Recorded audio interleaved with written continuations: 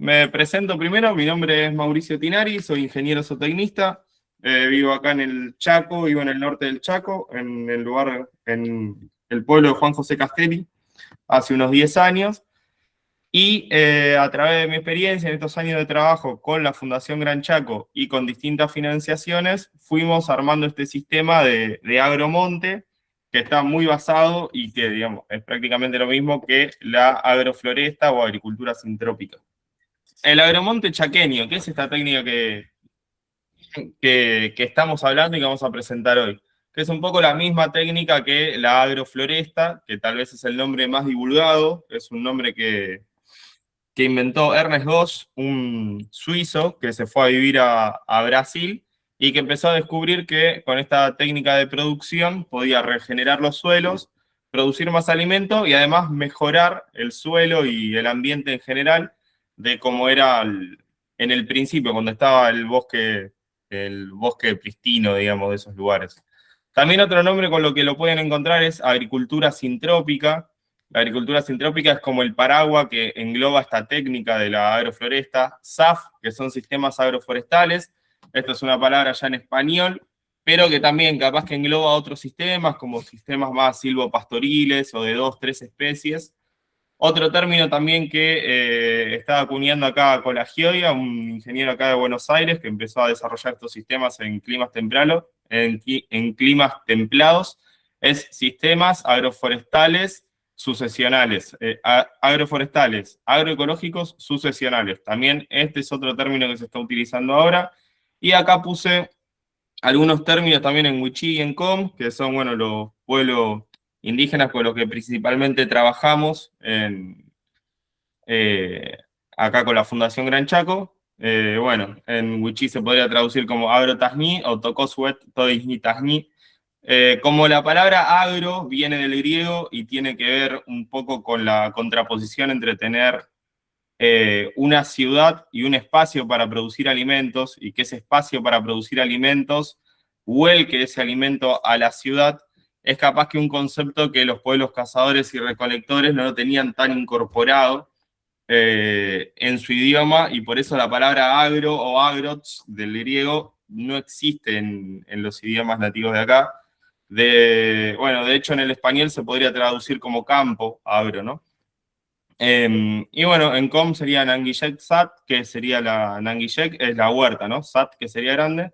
Pavón Aviak, que está abajo del monte. Bueno, esto es un poco una introducción, una parte más cultural sobre el tema. A ver si...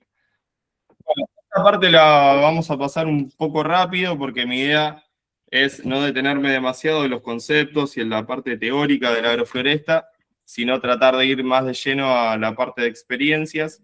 Después igual la parte de conceptos se va a ir retomando con los siguientes expositores.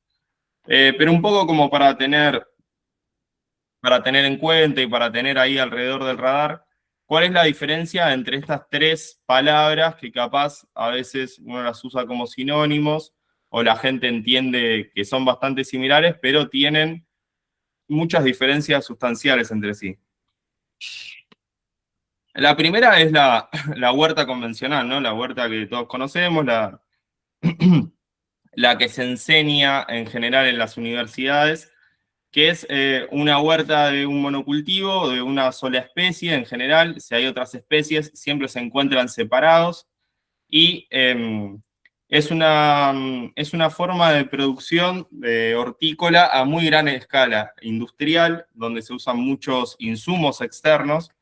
Pero a la vez lo que tiene esto es que simplifica y hace mucho más sencillo el sistema. Por eso requiere muy poco asesoramiento. De hecho, en general, el que produce verdura convencional, el asesoramiento que tiene es del mismo vendedor de agroquímicos, que cuando tiene algún problema puede recurrir a él y enseguida le vende alguna solución mágica, instantánea y rápida que palea el problema por corto tiempo, pero que, bueno, termina teniendo otros costos a largo plazo. En general, este tipo de producción es muy costosa y tiene costos en dólares, porque dependen un poco de los precios internacionales de las semillas, de los agroquímicos y demás. De ahí ya podemos pasar a lo que es una huerta agroecológica, que en la huerta agroecológica ahí sí, ya podemos empezar a que los costos son un poco menores, porque estamos hablando de usar semillas que capaz que no son de empresas grandes, semillas que no vienen curadas, capaz que también cosechar la propia semilla. También estamos empezando a hablar a vincular cultivos, a hacer la asociación de cultivos, cada 4 o 6 meses cuando se renuevan los camellones de siembra se siembran verduras que asociadas entre ellas producen más, o sea, y que también ayudan a repeler algunos insectos. Esta sí requiere más conocimiento porque hay que saber también un poco cómo vincular estas plantas. También no es fácil conseguir los insumos agroecológicos, eh, las semillas. Hay más redes, cada vez hay más gente que se está dedicando a esto y que está logrando generar un mercado de insumos para la agroecología, pero aún hoy está bastante en pañales y suele ser bastante complejo. Y por último tenemos lo de la agrofloresta o el agromonte en este caso, que si bien es muy demandante de insumos al principio, hay que utilizar muchísimo insumo para poder instalar uno de estos sistemas. Ahora vamos a ver un poquito más adelante. Se necesita mucha materia orgánica, se necesitan muchas plantas, muchos tipos de semillas, muy variado. La mayoría de esos insumos se pueden conseguir a nivel local de manera gratuita. Entonces, es bastante económica la instalación, si bien sí requiere mucho esfuerzo y mucha logística. Para poder mantener este tipo de sistemas, sí se requiere mucho conocimiento para saber primero cómo instalarlo, cómo vincular las especies, y después otra cosa muy importante que vamos a ver al final de la exposición, el tema del manejo de estos sistemas. Bueno, un poco nosotros con Gran Chaco hace 10 años habíamos empezado a hacer más este tipo de sistemas de huerta agroecológica, sistemas muy cortos, muy poco tiempo, pero veíamos esto, ¿no? Que la resiliencia de los sistemas era muy baja, era prácticamente nula, más que media era nula. En 3 o 4 días que te quedás sin riego en una huerta agroecológica o convencional, con los calores de estos lugares, con el viento norte probablemente se muera todo y tengas que empezar de nuevo. Entonces, bueno, esta era una situación bastante cotidiana de volver a empezar de cero cada vez que había algún evento climático así. En cambio, con la agrofloresta tenemos una altísima resiliencia al cambio climático, al calor extremo, a la sequía. Hay sistemas que después de 2 o 3 meses sin lluvia, con temperaturas arriba de 40 grados todos los días, se la siguen bancando. Obviamente no van a estar produciendo fruta en su esplendor, pero van a estar vivas las plantas, lo cual no es poco. Eh, bueno, y después por último, para comparar estos 3 sistemas, podemos hablar de la parte económica, que también para que los sistemas tengan una viabilidad, que sigan en el tiempo, es muy importante que además de producir comida para la soberanía alimentaria, para la alimentación de la familia, para variar la dieta, produzcan también algo de retorno que claro, obviamente en el sistema convencional uno invierte mucha plata al inicio, pero también tiene una alta tasa de retorno, rápidamente recupera esa plata y en muy poco tiempo, que es lo que tardan estos sistemas en llegar a cosecha. En la huerta ecológica la tasa es media, porque bueno, tardan un poco más, los márgenes no son tan altos, y en cambio en la agrofloresta la tasa de retorno ya es a más largo plazo, pero los márgenes brutos, o sea, la diferencia entre lo que se invierte al inicio y lo que se vende, suele ser mucho más alta que en la producción convencional. Esto es también, el tema de los márgenes brutos es algo que se repite también en las producciones agroecológicas, bueno, y en otras producciones de este estilo regenerativas, cuando uno disminuye mucho el costo de insumos, aumenta mucho la ganancia posterior. Bueno, ahora vamos a ver más fotos, va a ser un poco más dinámico, esto capaz que se hizo un poquito largo, pero bueno, ya entramos un poco con algunas imágenes de cómo puede cambiar un paisaje, ¿no? Esto que hablábamos de la regeneración, de peladares o plazuelas, como le decimos acá en la zona norte de Chaco, cómo se pueden generar vergeles, producir comida, y abajo, encima de esta comida, ya que empiece a venir el monte, que empiecen a instalarse árboles frutales, como también como para pensar en no tener que volver a sembrar constantemente, sino ya tener una producción de alimentos instaladas que todos los años uno tiene que ir a cosechar. Esto, por ejemplo, es un ejemplo que ya tiene 2 años. Ahí recién me estaban mandando las fotos de cómo está ahora. Esto es una agrofloresta que se instaló sobre un camino, un antiguo camino vecinal. Como ven, depende de mucho de insumos, mucho pasto, mucha madera para poder instalarla, y muchos plantines y semillas que están abajo, ¿ven? Pero en un año ya prácticamente se convierte en un monte esto. Abajo de todas esas hojas ya hubo 2 o 3 cosechas de verduras, y ahora ya están dominando los árboles. Esto, bueno, es un sistema que le falta manejo, ¿no? Pero bueno, como ven, hay que ir podando, hay que ir bajando las plantas para seguir fertilizando y dinamizando el sistema. Esto es en un año, ahora ya estamos en 2 años, y prácticamente la sombra que hay abajo no nos permite producir verdura. Así que bueno, dinamizó y creció muy bien el sistema en suelos completamente pobres, ¿no? Bueno, más fotos un poco mostrando esto, la capacidad de regeneración de los sistemas. Y esto que les contaba recién, no hace falta, ahí dice Natal que no se ve la foto, o ahí están viendo todos o no. Sí. Sí, Entonces, sí. bien, bien. Bueno, acá una foto de Espinillo, lo mismo esto, del lugar de partida donde uno sale a producir.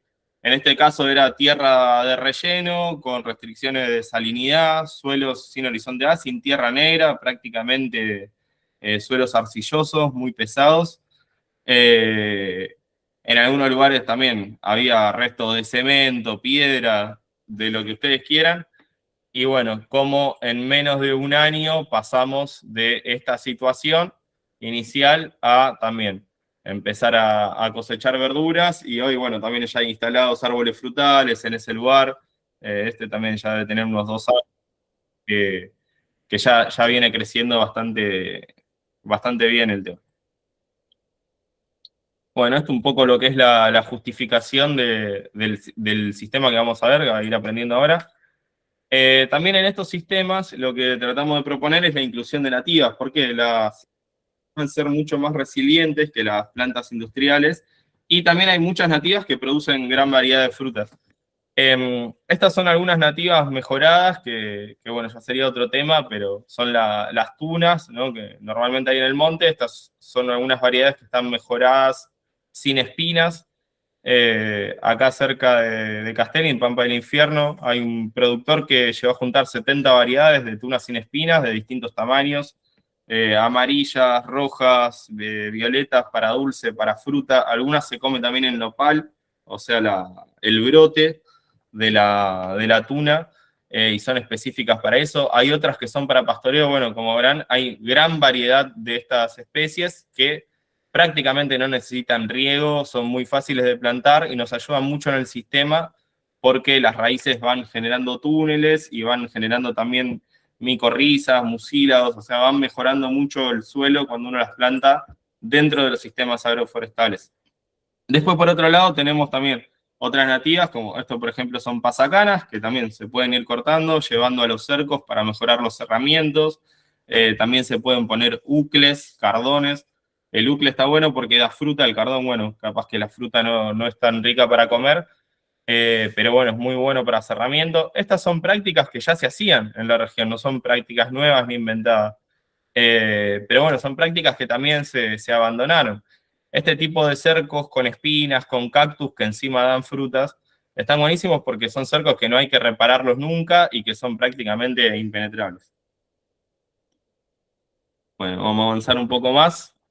El tema de la tecnología, ¿no? Que siempre también es una pregunta: cómo llegar a tener la tecnología para poder implantar el sistema. Y bueno, capaz que no hay que imaginarse que la mejor tecnología es la de punta, no hay que tener la cosechadora John Deere ni un arado de $1 millón, sino simplemente con un pequeño motocultivador, que encima también lo pueden manejar eh, los jóvenes o gente grande, adulta, porque son muy livianos, ya sirve como para escarbar la tierra, para ir preparándola.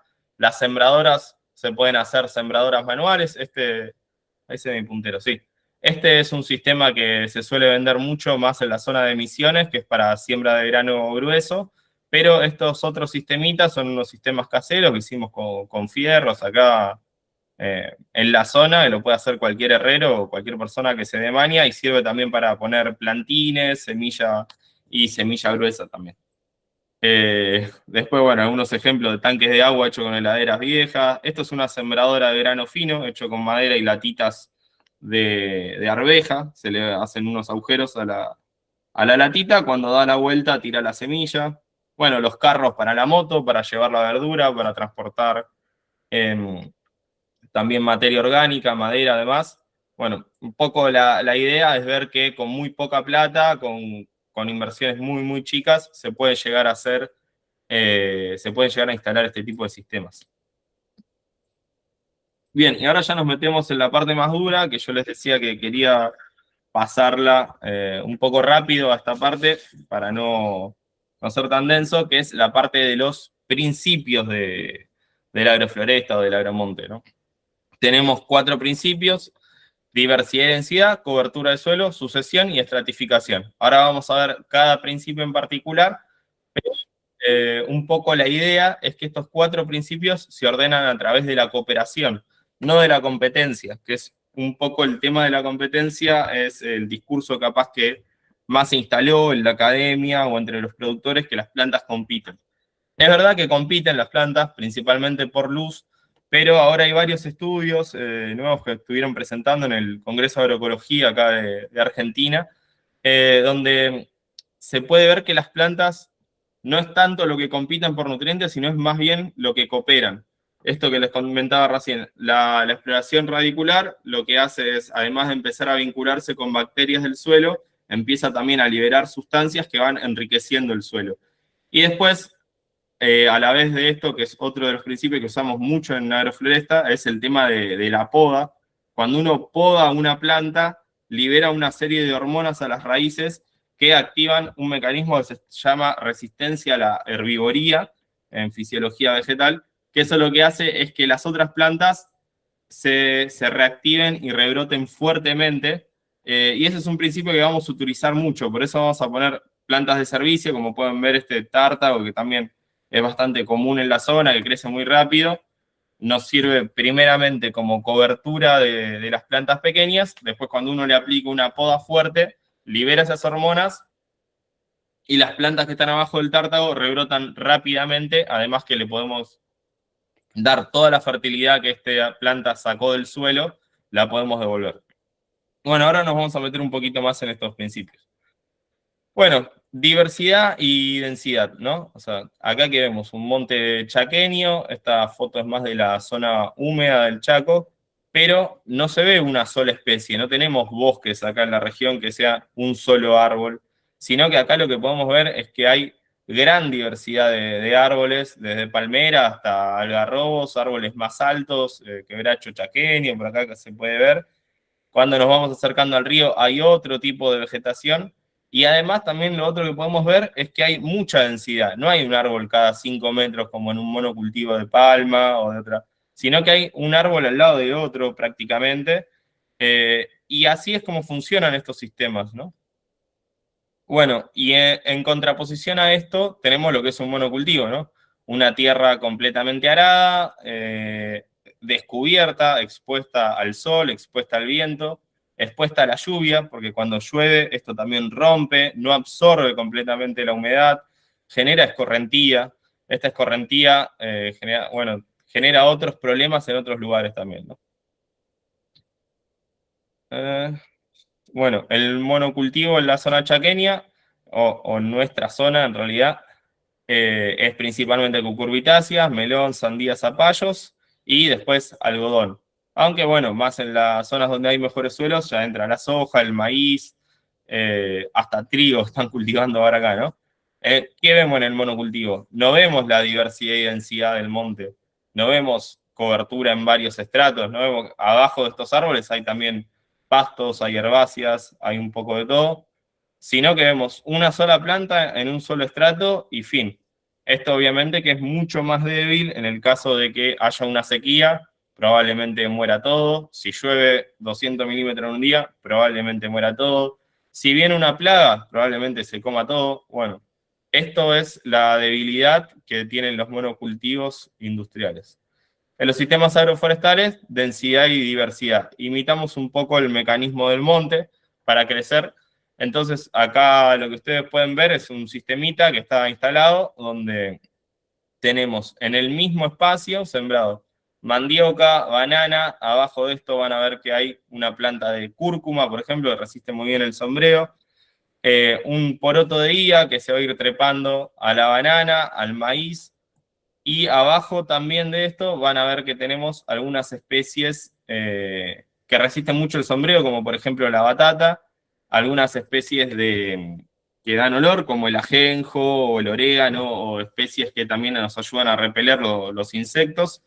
Y en la parte más alta van a ver que tenemos esta placenta, que son, bueno, ahora vamos a meter un poco más en el concepto de placenta, pero son tártagos que van a crecer mucho más rápido, van a ser el primer sombreo del sistema. Si ustedes ven esto, parecería prácticamente que no se entiende nada, ¿no? O sea, si uno está acostumbrado a ver una huerta convencional, dice, bueno, ¿qué es esto, no? Que hay que limpiar, hay que sacar todo. Pero está muy bien planificado esto y cada planta tiene su espacio y su tiempo. Entonces, si esto lo dejamos así nomás, obviamente un mes no nos va a producir nada. Ahora, si nosotros lo vamos interviniendo, haciendo podas, haciendo tutorados, subiendo las plantas, ahí sí vamos a tener muy buena producción por unidad de superficie. Bueno, vamos a avanzar un poquito más, pasamos a lo segundo. Lo primero le había dicho, diversidad y densidad. El segundo principio, la cobertura del suelo, clave en estos ambientes de tanto calor, ¿no? El suelo en verano prácticamente alcanza los 70, 80 grados. Imagínense que una raíz no puede vivir nunca ahí, se esteriliza prácticamente el suelo con el sol chaqueño del verano. Por eso es clave hacer una cobertura de suelo, principalmente para aislarlo del calor, pero también tipo de cobertura lo que va a ir haciendo, se va a ir degradando lentamente y va a ir generando también toda una microflora, una microfauna que va a ir comiendo esa cobertura y va a ir enriqueciendo el suelo. Se va haciendo como una especie de compost en el mismo lugar. Por otro lado, esto también nos ayuda a mejorar la eficiencia en el uso del agua, haciendo que no se evapore tanta agua.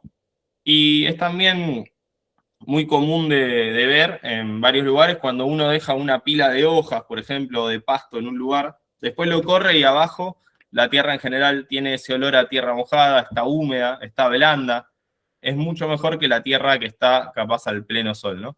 Esto se debe por varias cosas. Una de las cosas es por esta cuestión más microbiológica de hongos, de bacterias que van viviendo en esa humedad, en esa luz, y después también, bueno, si hay raíces y demás, van rompiendo la estructura del suelo y generando como túneles de aire. Esto hace que la tierra sea más esponjosa y que trabaje mejor para las plantas que tenemos. Bueno, en las zonas más húmedas se usa más pasto. Para nosotros, en nuestra zona prácticamente no tenemos pasto, entonces vamos a usar mucho más palos, ramas, como para cubrir, siempre metiéndolos de manera acomodada sobre el cantero para que no se, para que no intercepten el crecimiento de los plantines pequeños. Algo de acerrín, podemos usar también chipeado, si alguien tiene una chipeadora, nosotros por ejemplo hemos logrado hacer una casera también, que tiene bastante utilidad porque uno el material de poda lo va metiendo ahí y genera este chipeado, esta pequeña cobertura que dura mucho tiempo y es muy buena realmente. Después también usamos el aibe, el simbol, pastos nativos, ¿no? Que se pueden ir sacando del lugar. En el caso de que uno no consiga pasto, ¿no? Si consigue pasto es mucho más fácil y más rápido con el pasto. Bueno, ¿qué pasa si nos da flojera poner cobertura? Bueno, las plantas se estresan. Este es un cantero que habíamos hecho de estío, sembrando de la manera convencional, sin nada de cobertura, con riego por goteo en un lugar donde había agua.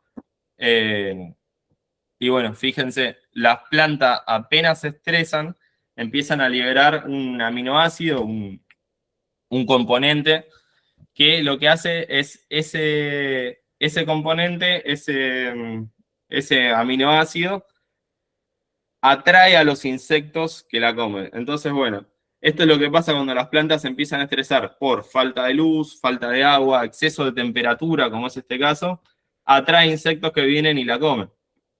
Y eso fue lo que pasó acá.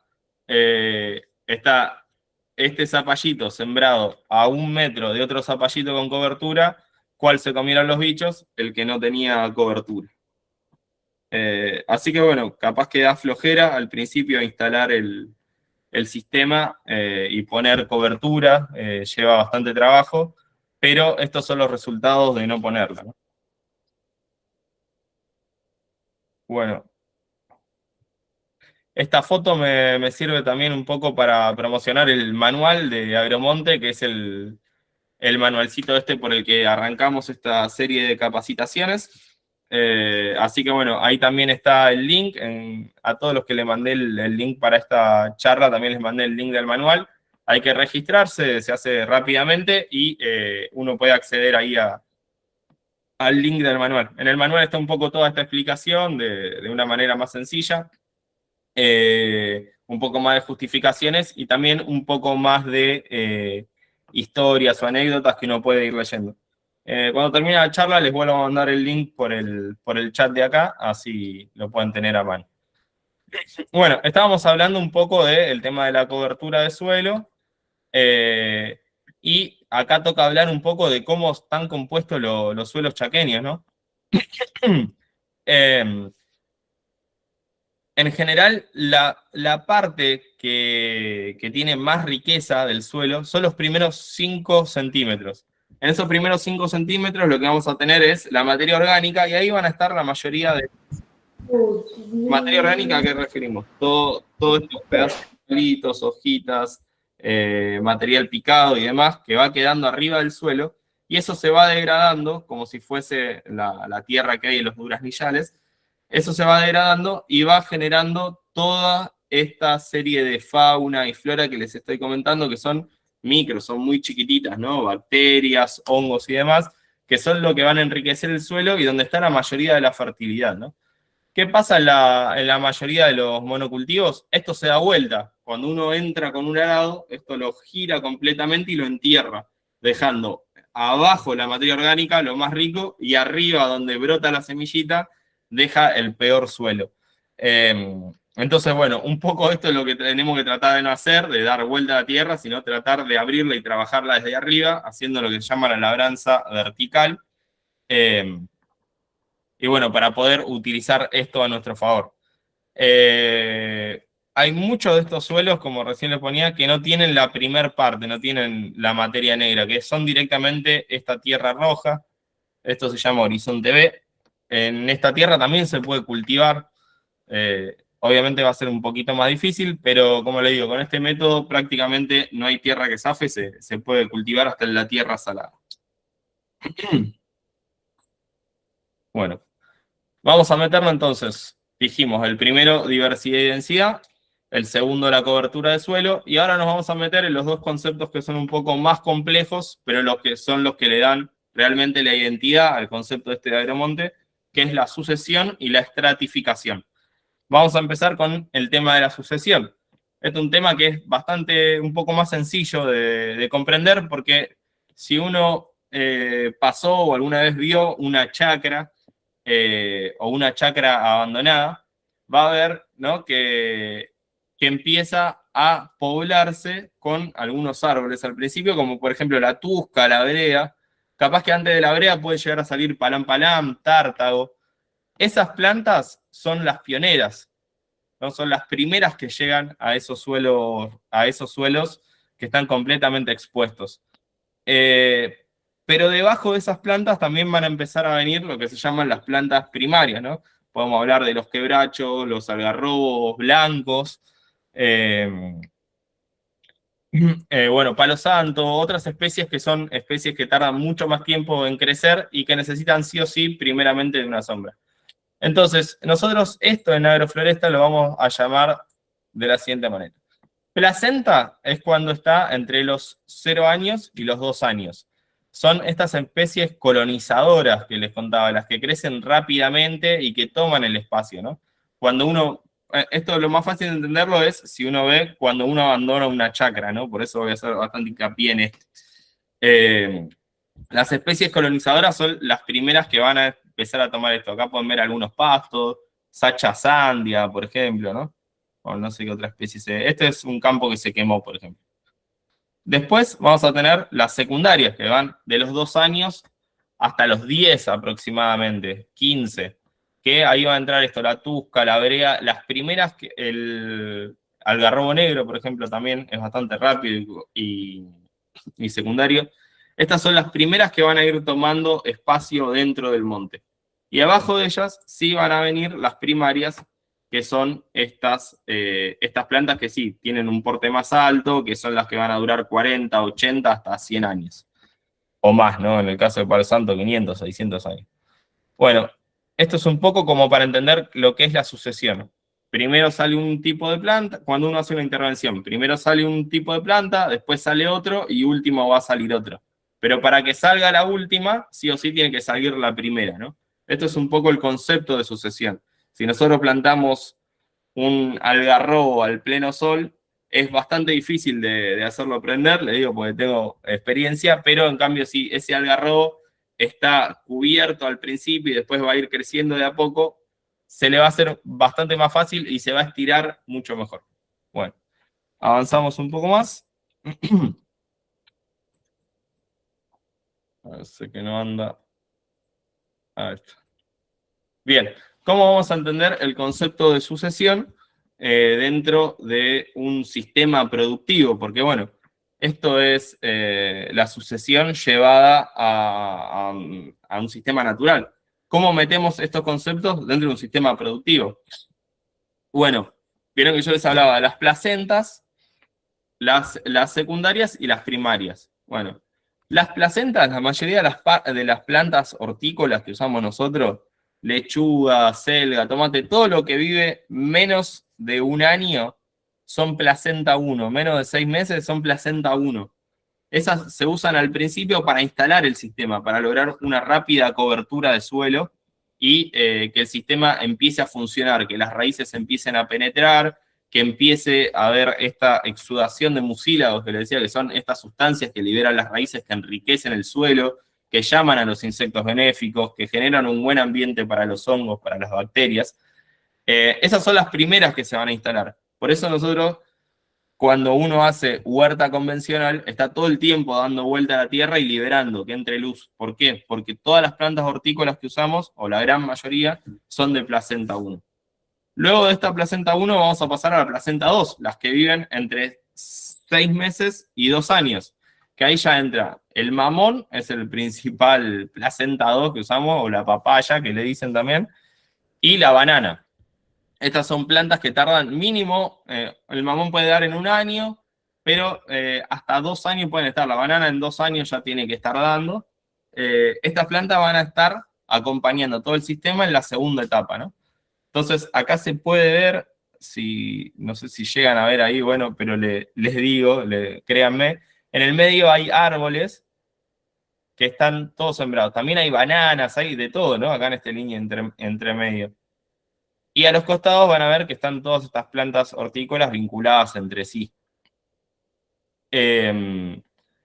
Después, cuando va pasando al año y medio, 2 años, es esta foto, ya vemos que las bananas tomaron el sistema, están dominando acá, el mamón también, pero abajo también ven que hay higo, hay palta, acá hay una acerola, bueno, hay otras plantas que van a estar creciendo al sombrero de eso. Cuando ya pasamos los 2 años, este es un sistema que tendrá unos 3, 4 años de instalado, ya ven que la banana y el mamón ya no dominan. Los que están dominando son más la palta, está dominando la acerola, que está un poquito sombreada abajo de la palta. el higo que está acá también. Bueno, estas plantas secundarias, ya, estas plantas de placenta 2, ya están en el momento de salir del sistema. Entonces, como vieron que les contaba, que primero vamos a tener dominando la parte de huerta, pero esto va a ir saliendo del sistema a los 6 meses. Segundo va a dominar la placenta 2, el mamón y la banana, que van a salir a los 2 años, y ya a los 3 años lo que van a dominar son los árboles frutales. Probablemente ya abajo no se pueda sembrar nada de horticultura por el nivel de sombreo.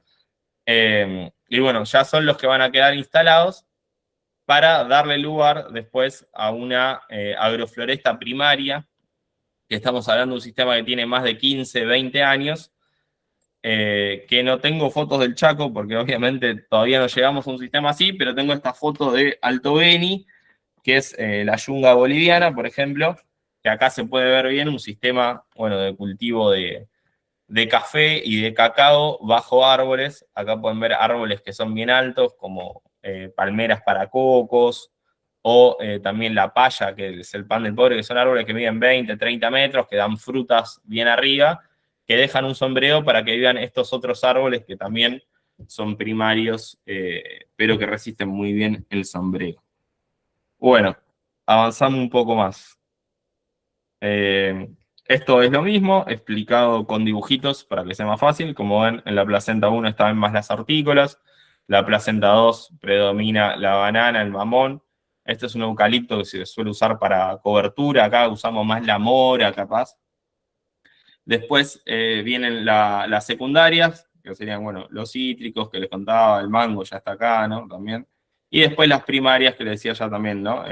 Bueno, la paya, la palmera. En nuestro caso podemos llegar a usar algarrobo o algunas otras nativas de estas que vivan muchos años, si estamos con objetivo de madera o con el objetivo de regenerar un bosque primario. No sé si hay preguntas o si quieren que paremos un poco, o bueno, vamos a ir con el último concepto y ahí paramos un poco y vemos si hay alguna duda, alguna pregunta, y si no, seguimos. El último concepto es la estratificación. Entonces hablamos de 4 principios: diversidad y densidad, cobertura de suelo, sucesión, y ahora vamos a entrar en estratificación. Como yo les comentaba, que vamos a ir plantando todo junto, pero vamos a ir cosechando por etapas y vamos a ir dándole espacio para que dominen nuestro sistema distintas especies en distintos momentos. Bueno, lo mismo se aplica en los distintos pisos que tiene la agrofloresta. Entonces, vieron que ustedes, si uno va al monte, tiene, ¿no? O sea, abajo va a tener o algún pastito o alguna herbácea, el doctorcito, ¿no? Plantitas chiquitas que crecen bien sombreadas. Después, si uno tiene un algarrobo grande y alto, probablemente sobre ese algarrobo va a ir apoyado un sachaporoto que se está trepando ahí a la sombra de ese algarrobo. Cada planta ocupa un espacio, un andamio o un estrato, que sería en este caso, que sería como un piso en ese lugar. Y esos pisos se definen según la cantidad de sombra que puede tolerar esa planta, ¿no? Entonces, por ejemplo, podemos pensar que un sachaporoto puede tolerar bastante sombra, ¿no? Porque puede crecer abajo un algarrobo, así que lo podríamos poner como en estrato medio. O sea, estos estratos tienen nombres según el lugar que están, ¿no? Bajo es el que tolera más sombra, 80% de sombra, medio 60%, alto 40% y emergente 20%. Está bueno agruparlos así porque de esta manera nosotros vamos a saber dónde poner cada planta y qué planta se puede vincular con cuál, ¿no? Ahora vamos a ver un poco más la parte de diseño, pero bueno, tendríamos que tratar que entre estratos haya una diferencia de 1,5 metros entre plantas. ¿Por qué 1,5 metros? Porque esta es la cantidad de espacio que tiene que haber entre una copa y otra para que llegue a entrar la luz igual. El tema de la estratificación también se puede ver dentro de la sucesión, ¿no? Por ejemplo, si uno al principio plantó maíz, el maíz es bien emergente, va a necesitar luz plena, pero abajo, por ejemplo, acá hay un ñame en esta foto, pero bueno, abajo va a haber un poroto que podría ser un estrato medio porque se va a trepar entre el maíz. Un zapallo que también puede ser medio o bajo, hay variedades de zapallo que resisten un poco más el sombreo del maíz. Entonces ahí, por ejemplo, vamos a pensar en esas tres: maíz como emergente, el poroto como medio, el zapallo como medio bajo. Lo mismo en la segunda etapa de la sucesión, y bueno, lo mismo en la tercera etapa, esto que le decía, un bosque primario, que entramos al monte y vemos estos distintos árboles y cómo se van estratificando entre ellos y van resistiendo el sombreo o no. Bien, como regla general, las plantas emergentes tienen las hojas más brillantes porque refractan más la luz. Podemos pensar en una palta, por ejemplo.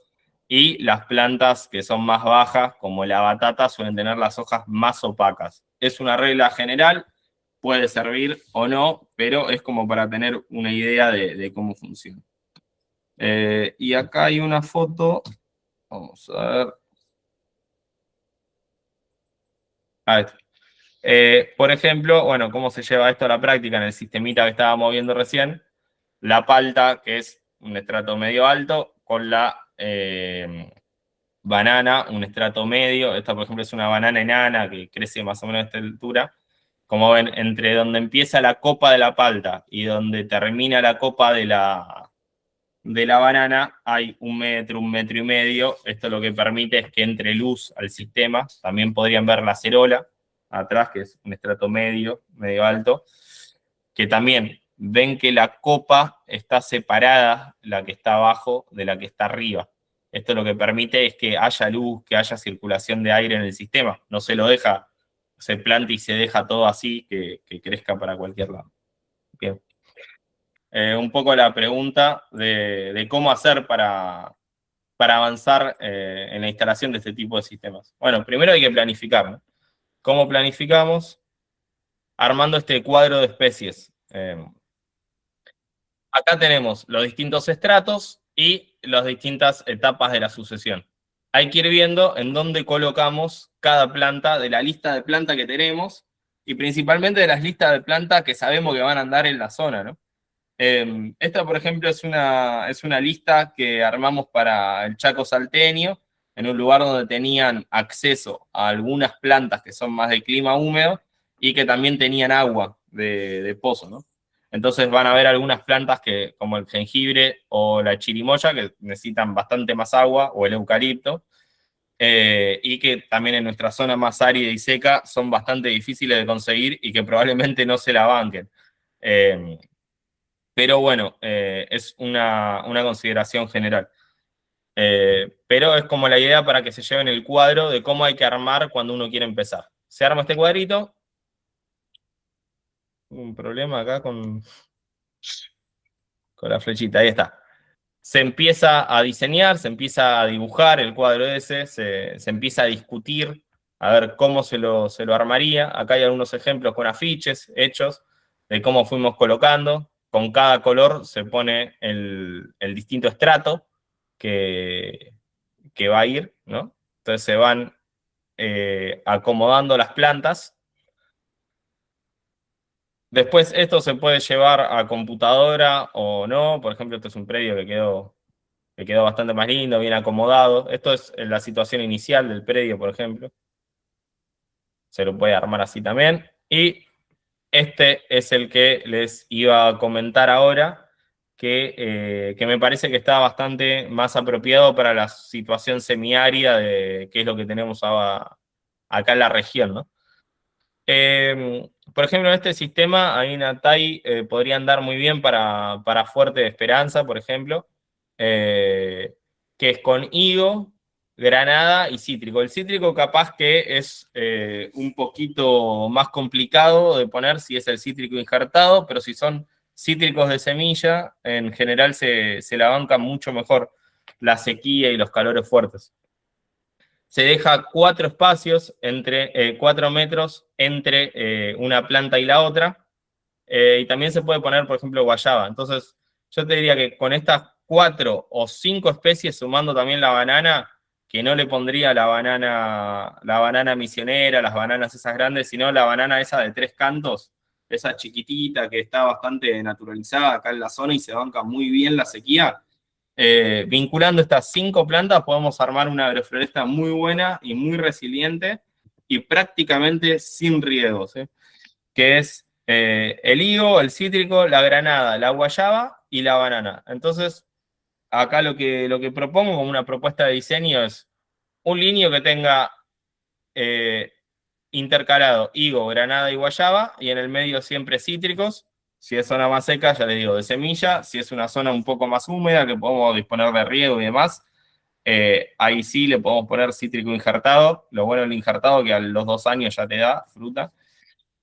Y otro lienzo que puede ser cítrico y banana, también cada 4 metros. ¿Sí? Y después en el medio lo que se pueden hacer es hortícolas, 3 canteros, o sea, esto de distancia hay 5 metros entre líneas, y en el medio hay pasillos de medio metro y canteros de 1 metro, de hortícolas principalmente, y en el medio se puede meter una de biomasa. ¿Qué sería biomasa? Ahí se le puede meter pasto elefante, también mora, el yaguaretepo, capaz que si alguno lo conoce, o botón de oro, es una planta de una flor grande. Cualquier cosa, palam palam, tártago, cualquier cosa que genere mucha masa en muy poco tiempo, que crezca muy rápido. Cuanto más invasora y más rápida sea la planta, mejor. ¿Por qué? Porque este línea lo vamos a dejar crecer 1 año y después lo vamos a cortar todo al ras y lo vamos a usar para abonar y para generar cobertura en estos canteros. Entonces acá un poco la pregunta que me hace Gloria es, ¿y la densidad? ¿Cómo hace la densidad? Me está diciendo poner un árbol cada 4 metros. Bueno, la idea es que la densidad te la da lo que vas metiendo en el medio de esos árboles, ¿no? Que acá yo les decía, además de poner acá un cantero de biomasa, también se pueden poner hasta 3 árboles de mora acá en el medio, un árbol cada 1 metro. Se le puede ir sembrando la mubuca, que la mubuca es una mezcla que se puede hacer de semillas, con la semilla que uno consiga ahí de la zona. Yo lo que más propongo es este poroto bandul, que es un poroto que mide como 2 metros. Tártago, moringa, poroto sable, lo que se consiga en la zona que uno pueda mezclar ahí y meter como para dinamizar el sistema. Esto funciona como fertilizante, esto que les decía. Empiezan a crecer las raíces y las raíces nos van fertilizando y aireando el suelo. También se puede poner en el medio un mamón junto con la mora. Esto se planta uno al lado del otro. Ahora vamos a ver algunas fotos. Junto con el mamón se puede poner el yuchán, sauce, paraíso, lapacho, oreja de negro. Estas capaz que son más paraíso, lapacho, oreja negra de zona húmeda, pero sauce, yuchán, el palo bobo, por ejemplo, también se puede meter acá en el medio. Crecen muy rápido, crecen con poca humedad. Y bueno, el objetivo de esto es que estas plantas vayan creciendo. Creo que hay una foto en la siguiente. Bueno, la foto es bastante rústica, pero es para que se entienda, un planito. La idea es que el primer año, ¿qué va a pasar? Va a crecer el mamón, nos va a dar fruta, y abajo va a ir sombreando los yuchanes y las otras plantas que fuimos metiendo, esto de la mubuca que les contaba, las mezclas de semillas. Después que pasa 1 año, este mamón se corta, se van podando las moras, y esto va generando todo material verde para abonar el suelo y abonar las plantas. En el medio de esto también podemos meter tuna. Nosotros le metemos muchísima tuna. Y más en la zona más seca todavía reacciona mejor la tuna. La tuna es muy buen reservorio de agua. Entonces en momentos que uno tiene una sequía o que le apriete un poco el tema del calor y la falta de humedad, las puede ir podando, picando y aportándolas al sistema, y es una forma de regar también. Por ejemplo, este es un sistema que estuve ayer, que estuvimos sin agua también 2 meses, ahora en verano. Y bueno, ya cuando entró, bueno, en febrero estaba seca la tierra y estaba muy lastimado los árboles, ya estaban con las hojas achicharradas. Y lo que hicimos fue podar tunas, picarlas y aportárselas a los cítricos principalmente, que son las que más sufren la sequía. Y como ven, bueno, esta foto es de ayer, se salvó completamente el árbol, y al podar el palo borracho que está al lado, le genera la información para rebrotar. Así que ya estaban rebrotando, ya estaban hermosas las plantas. Bueno, como ven también tiene bastante cobertura de suelo. Esto lo fuimos sacando de los canteros de biomasa que están al lado. Eh, Vamos a avanzar un poquito más. Eh, bueno, esto que vinimos hablando hasta ahora es el 5% de lo que es la agrofloresta. Si uno quiere tener el éxito de la agrofloresta, tiene que hacer el mantenimiento o lo que se llama el manejo. Que el manejo es todo esto, ¿no? Lo que les venía contando. La poda, bueno, obviamente regar. Si viene alguna plaga, se puede aplicar algún biopreparado. En general los sistemas son muy sanos, pero al principio si uno se le escapa un poco alguna poda, algún mantenimiento, puede llegar a tener algún problema de plagas. Eh, bueno, después ir haciendo, ¿no? Todo estos manejos de trasplantes, raleo de fruto, el manejo convencional de cualquier cultivo, como para que ese cultivo produzca y dé bien. Las podas, o sea, no hace falta pensar demasiado la poda, se pueden hacer este tipo de podas cuando son plantas que son solamente para biomasa. Acá, por ejemplo, es un algarrobo que estaba solamente para hoja, para biomasa, se lo puso bastante fuerte, solamente como para generar aporte de biomasa al sistema. Una leucaena, por ejemplo, acompañando un cítrico, anda muy bien, igual que el palo borracho, pero se la tiene que podar como un palo de escoba prácticamente, ¿no? Va a acompañar al cítrico todo su ciclo, pero cada vez que el cítrico necesite luz, cuando tenga que llenar fruto, hay que podarla fuerte, no dejarle ni una hoja, ¿no? O sea, dejarle 2, 3 hojitas arriba para que ella rebrote. Esto, como decía, biomasa e información. Avanzamos porque ya se nos acaba el tiempo. Bueno, le decía, lo de las podas, clave, manejo. Un poco lo del riego, lo que mejor nos anduvo en la zona es el riego por goteo, es bastante económico estos conectores, lo hacemos con la bajada de 1 pulgada, que es la bajada más económica, no necesita casi presión el riego por goteo, entonces con este tipo de bajadas, sin elevar demasiado el tanque, alcanza para regar superficies bastante grandes. Sí es clave en el caso de que el agua que se va a usar para el riego sea de represa, tener un filtro. Estos filtros sí son un poco más caros, salen 20.000 pesos, pero esto es clave tenerlo porque si no se empiezan a tapar las mangueras de goteo y deja de funcionar el sistema. Y en el caso de que uno no tenga presupuesto, no tenga plata, también se pueden hacer estas medialunas que anduvieron muy bien en el semiárido. Son unas medialunas de 4 metros de diámetro, se cavan unos 20, 30 centímetros, o hasta donde haya suelo firme, digamos, pero ya con 20, 30 centímetros andan bien. La tierra se tira en un costado, arriba de esa tierra se ponen tunas y se espera la lluvia. Una vez que cae la lluvia, esto empieza a acumular agua. Este es el resultado después de una lluvia y este es el resultado a las 15 días de una lluvia. Todavía tiene muchísima humedad y alrededor de estas medialunas se pueden empezar a plantar árboles. En estos casos son medialunas que están en lugares abiertos, todavía no están cerrados, así que todavía no empezamos la plantación, pero la idea sería en un futuro, para lugares donde no haya presupuesto, donde no haya proyecto, hacer esto, juntar humedad y empezar a plantar agroflorestas sobre estas medialunas. Acá hay una fotito de un cuchi metido en una de las medialunas. Esto es en agosto. Hacía también 2 meses, 3 meses que no llovía. Y fíjense, todavía tiene agua y de hecho está verde alrededor. Bueno, una situación bastante ideal. Esto también lo que hace es recargar las napas con agua dulce. Entonces va generando unos microambientes que... Este es el mismo lugar, ¿no? Donde está esto. Y este cuchi es el mismo lugar. Fíjense el cambio, ¿no? Al cabo de un año. Lo de los biopreparados le contaba, vamos a tener una clase específica con Jorge Frías de biopreparados.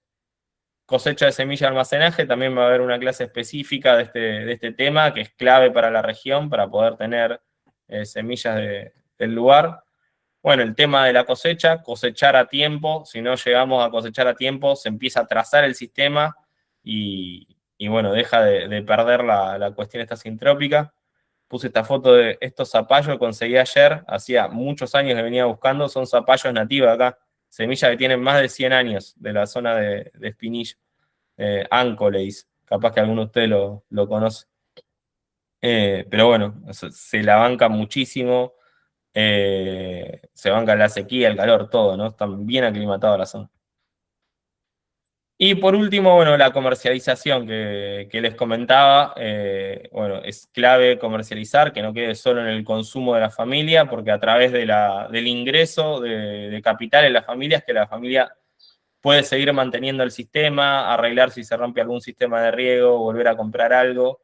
No solo la verdura se puede vender así cruda, como se ven acá en las imágenes, también algunos hicieron empanada de acelga, por ejemplo, se vende empanada de verdura, o bueno, esto es un plato preparado más para el turismo, dulces. Este comercio también se puede vincular con la venta de artesanías, que atrae más gente, ropa usada, no sé, cualquier cosa que atraiga gente para comprar verduras y mover el comercio local. También vamos a tener una clase más específica de esto con alguien que va a hablar más sobre el tema comercialización. Y bueno, como último y como conclusión final, les dejo, bueno, qué modelo queremos para el Chaco, para nuestro semiárido, ¿no? Un modelo de degradación del suelo, sin cobertura, un modelo sin manejo, donde, bueno, lo que importa es lo que tenemos acá en la bandera central del Chaco, el arado de reja, digamos, que es también un modelo de degeneración, ¿no? De lo que viene después al desmonte, ¿no? O sea, desmontar, quemar, hacer agricultura, monocultivo, o un modelo que es como el de la izquierda, de regeneración, con cobertura del suelo, con manejo del monte, con ganadería integrada, con agrofloresta. Bueno, yo quiero más un modelo así que a ver si me deja cambiar la imagen. Propongo el cambio de la bandera del Chaco por el arado de reja por una agrofloresta. Bueno, muchas gracias.